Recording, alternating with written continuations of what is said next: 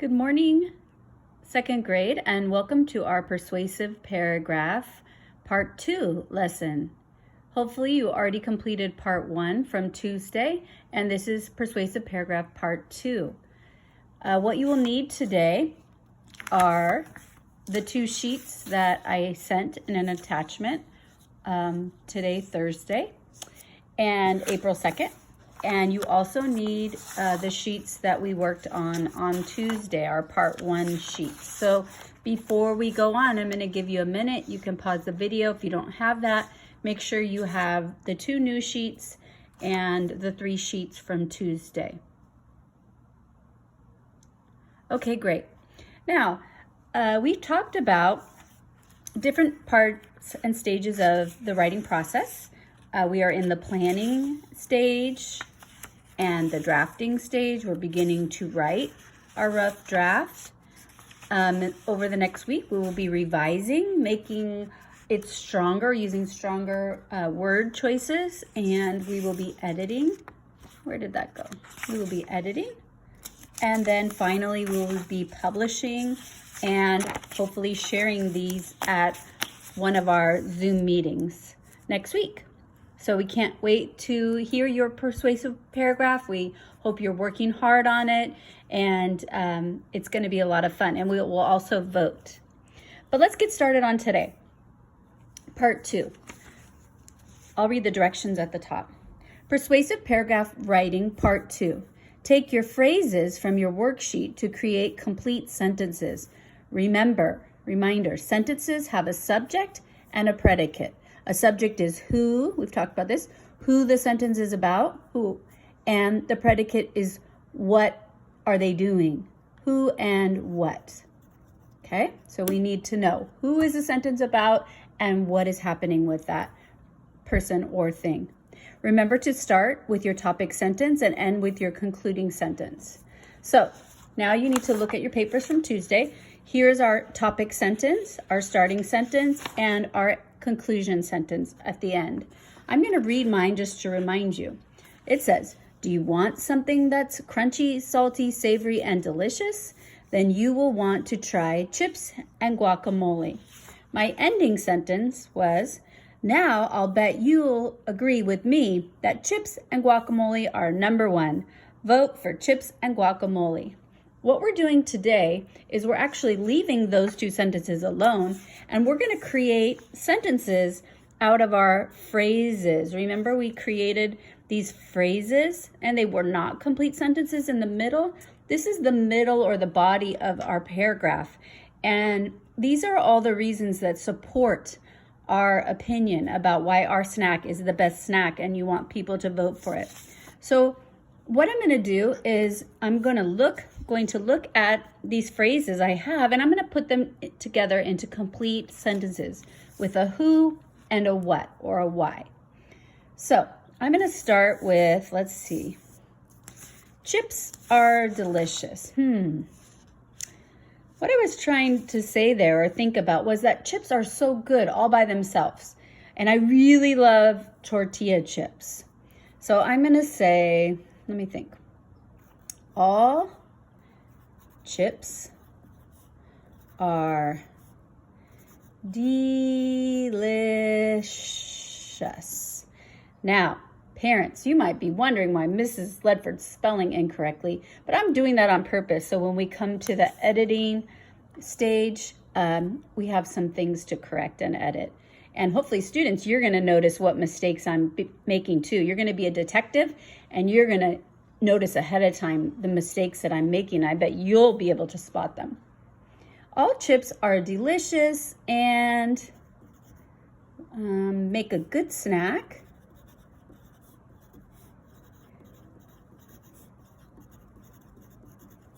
But tortilla chips are the best. That's what I want to say. Like, all chips are good, but I love tortilla chips. But tortilla, don't worry about spelling. Tortilla chips are the best. Okay, that's my first complete thought. And I'm going to come over here. I'm going to cross that out. I used that idea and I put it in a complete sentence. Notice I didn't just write chips are delicious. I talked about what was I trying to say there? What was important to me with chips are delicious? Okay.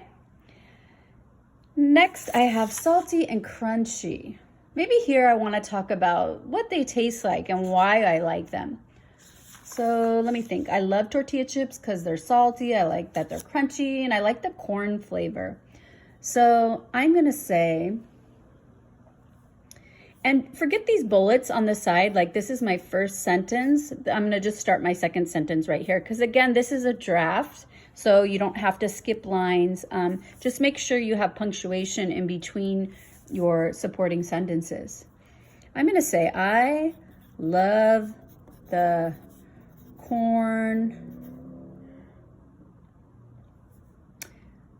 taste with salt and the way they sound when I bite them. You know how they sound? Can you picture that? Can you hear that when you bite into a chip, that great crunchy sound? I love the corn with salt and the way they sound when I bite them or bite into them. I'll correct the grammar later. Okay, so I talked about salty. I talked about crunchy. Next, let's see. I have scooping. I have avocados. Oh, I think I'm going to talk now about like putting the two together, chips and guacamole. Let's see. So here's my second sentence. I'm going to start my third one right here. You can think, it takes time to think of how you want to put the sentence together. If those tasty chips weren't enough, I already love them all by themselves. I'm going to talk about when we put it together. When you dip them into that, what did I call that guacamole? I had a color back here on my planning sheet. Oh yeah, lush green. Like it's such a pretty green color. Into that lush green guacamole.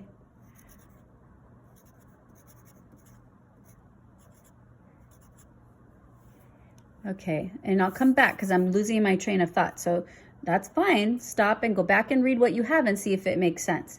If those tasty chips weren't enough, when you dip them into that lush green guacamole, I can't just put a period there. I need to finish my thought. I'm going to say how I feel when I do that. When I dip it and I put it in my mouth, what do I feel like? I feel like really great. I feel amazing. I'm so happy. It's so delicious. I'm going to compare it to something. Remember similes? I'm going to compare it to something that else is really great. What else is really great? Like getting a headache? No. Stepping in mud? No. Something great. Like, I don't know, like winning the lottery. Would that be great?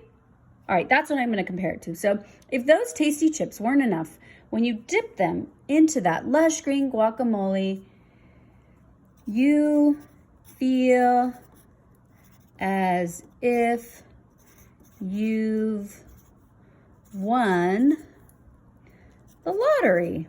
How about that? I'm comparing how I feel when I eat guacamole. Even though it's not really true, I want to exaggerate because I want to really get excited about this, and I want you to vote for my guacamole. So I'm trying to entice you. I'm trying to get you to agree with me.